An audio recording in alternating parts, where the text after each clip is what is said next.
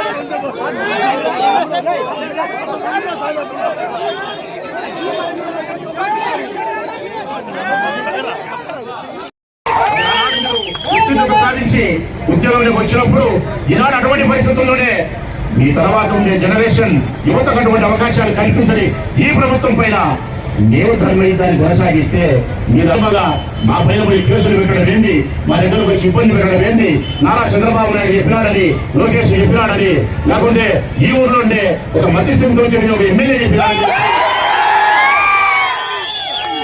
మా మీద ఏందయ్యా నాకు అర్థం కావడంలా? ఎంతవరకు మేము సహించగలుగుతాం? నేను చేసిన నేరం ఏంటి?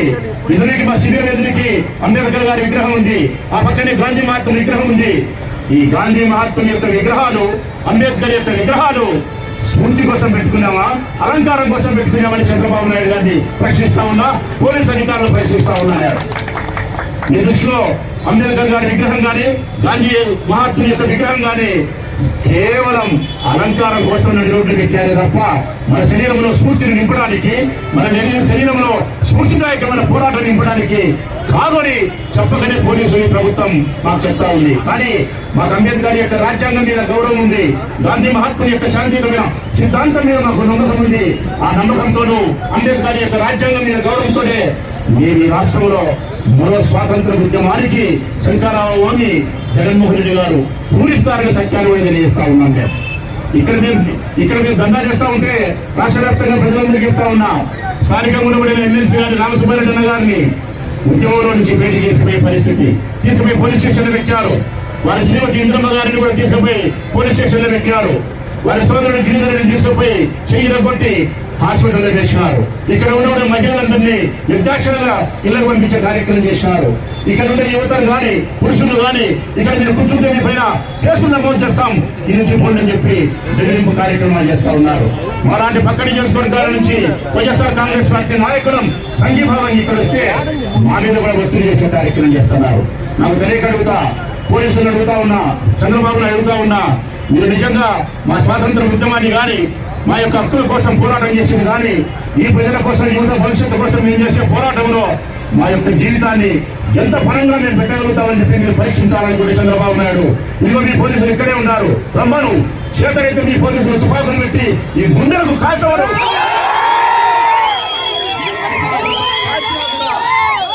నేను కాల్పించుకోవడానికి సురక్షితంగా ఉన్నాను. తిరిగి నా కొడుకు నాకు పారిపోయే స్థితిలో లేదు. ఈ భవిష్యత్తు కోసం, యువత భవిష్యత్తు కోసం మరణించడానికి కూడా పరిస్థితుల్లో ఉన్నాం. నువ్వు పరీక్షించాలంటే ఈ పోలీసులు పంపి తప్పుడు కేసులు ఇవ్వడం వల్ల వచ్చిన ప్రయోజనం ఏమీ లేదు. కేసు పెడతావు, స్టేషన్ బెయిల్ ఇస్తారు, 141 సెక్షన్ పెట్టంటారు, పోంటారు. అది వాళ్ళ లాభం లేదు. పోలీసులు పంపి మా మీద తుపాకులు గురి పెట్టవను, కాల్చవను, ఈ గుండు మా మీద వర్షం. ఈ రాష్ట్రంలో స్వేచ్ఛ లేకుండా, స్వాతంత్రం లేకుండా, నిరసన జరిపే అధికారం లేకుండా ఈ జీవితాన్ని బతికేదానికంటే స్వాతంత్రం కోసం, స్వేచ్ఛ కోసం, యువత భవిష్యత్తు కోసం పోలీసుల చేత మేము కాల్పులు జరిపించుకొని మరణించడమే మేము చరిత్రలో సువర్ణక్షణాలతో లిఖించబడుకోవాలనేది మా నమ్మకం. కాబట్టి మరణాన్ని ఆహ్వానిస్తా ఉన్నాం. యువత భవిష్యత్తు కోసం రక్తంతో బాట వేసేదానికి సంసిద్ధంగా ఉన్నామని చెప్తా ఉన్నాం. ఈ జమ్మలమడుగులో దీక్ష చేసి తీరుతాం. ఇక్కడ మీరు బద్దం చేస్తే పోలీస్ స్టేషన్ లో చేస్తాం, పోలీస్ స్టేషన్ లో తీస్తే అంబేద్కర్ విగ్రహం దగ్గర కూర్చొని దీక్ష చేస్తామే తప్ప ఈ బెదిరింపులకు ప్రభుత్వం పోలీసులు పంపించి దౌర్జన్యం చేస్తే ఆగే పరిస్థితుల్లో ఉండవు. ఇది 2026 సంవత్సరం. అబ్బా అంటే కళ్ళు మూసి తెరిచే లోపల 27 వస్తుంది, తర్వాత 25 వస్తుంది, తర్వాత ఈ ధూమ్ దించడానికి 29వ సంవత్సరం కూడా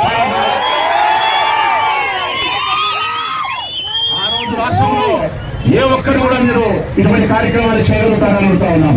ఒక్క మాట అడుగుతా ఉన్నా చంద్రబాబు నాయుడు గారిని, దీనికి సమాధానం చెప్పగలిగితే చాలా. ఆయన ఎలక్షన్ల కంటే 6 నెలల ముందు మీరు ఒక తప్పుడు పని చేస్తే, ప్రజలకు సంబంధించిన డబ్బులు మీరు కొట్టేస్తే, మీ మీద పోలీసులు కేసు పెడితే, జడ్జి గారు రిమాండ్ ఇస్తే 53 రోజులు మీరు జైలుకు రిమాండ్కు పోతే, ఆ 53 రోజులు ఈ దేశ స్వాతంత్రం కోసం ఉద్యమం చేసిన పెద్ద నాయకుడిలాగా మీ కార్యకర్తలు రోడ్డు మీదకి వచ్చి నెలల తరబడి 30-40 రోజులు ఇదే తమ్మలవడుగులోనూ ఇదే ప్రతిదూరులోనూ రాష్ట్ర వ్యాప్తంగా మీ కార్యకర్తలు జైలుకు వచ్చి 30 రోజులు నిరసన కార్యక్రమాలు చేస్తే, ఏ ఒక్క రోజైనా మా జగన్మోహన్ రెడ్డి గారి ముఖ్యమంత్రి మీరు ధర్నా చేయకుండా ఆపడం కానీ, ఆనాటి మా పోలీసులు పంపించి మీ మీద కేసులు పెట్టడం కానీ మేము చేసినామా అని అడుగుతా ఉన్నాము.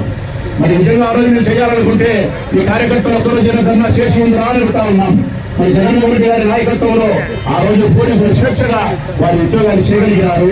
నిరసనకారులు స్వేచ్ఛగా శాంతియుతంగా వారి నిరసన వ్యక్తపరచగలిగినారు. అది ప్రభుత్వం అంటే, అది నిరసన అంటే, అది ఆనాటి పోలీసులు అంటే. మరి ఈనాడేం లేదా, మీరు నిరసన వ్యక్తం చేస్తే పోలీసులు పంపిస్తా ఉన్నారు. తప్పు చేసేది మీరే, ఆ తప్పును ప్రశ్నించే మమ్మల్ని జైలుకి పంపేది మీరే. మీరు పోలీసులు చూడడంగా ఈ ప్రభుత్వం పోలీసులను వారి ప్రైవేటు సైన్యంగా భావిస్తా ఉంది. చంద్రబాబు నాయుడు గారి యొక్క, లోకేష్ గారి యొక్క ప్రైవేటు సైన్యమే ఈ పోలీసులు అడ్డం పెట్టుకొని పరిపాలన ప్రజాస్వామ్యంలో చేయలేరు. పోలీసులు అడ్డం పెట్టుకొని రాజ్యాంగాలంటే కుదరదు. హిట్లర్, ముస్సోలిని, ఎంతో మంది నియంత్రణలు ప్రజల రాళ్ల దెబ్బలకే మరణించినారు. మీకు కూడా ఆ రోజులు దగ్గరలోనే ఉన్నాయి. నేను స్పష్టంగా చెప్పగలిగింది ఒకటే, మన స్వేచ్ఛ కోసం, మన స్వాతంత్ర ఉద్యమానికి మనం సిద్ధం కావాల్సింది ప్రజలారా.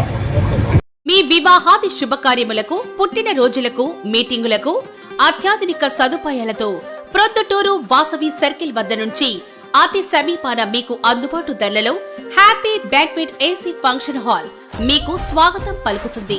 మా ఫంక్షన్ హాల్ నందు వంట సామాగ్రి మరియు విశాలమైన కార్ పార్కింగ్, అతి తక్కువ మెయింటెనెన్స్ ఖర్చుతో ఏ ఫంక్షన్ అయినా మా happy banquet AC function hall నందు జరుపుకొని ఆనందాన్ని పొందండి. బుకింగ్ కొరకు సంప్రదించండి. మా సెల్ నంబర్ 9100600238 7799 000211.